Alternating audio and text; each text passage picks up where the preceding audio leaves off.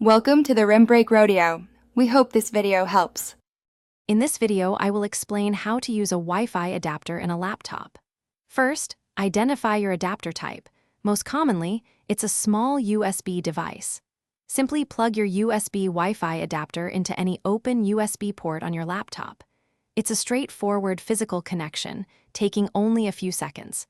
Make sure your laptop's operating system is current, as this often helps with automatic driver recognition and ensures smooth operation right from the start. Once your adapter is physically connected, your laptop's operating system will often attempt to install the required drivers automatically.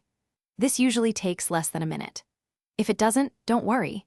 You can typically find the drivers on a small CD that came with the adapter or by visiting the manufacturer's official website.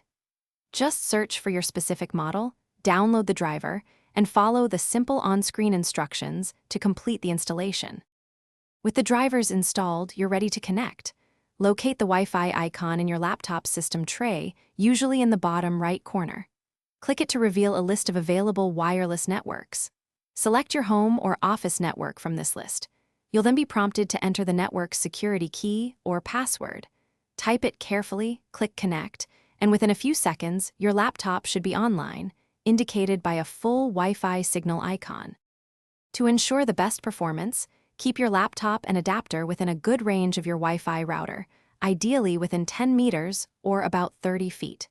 Try to minimize physical obstructions like concrete walls or large metal objects, as these can significantly weaken the signal.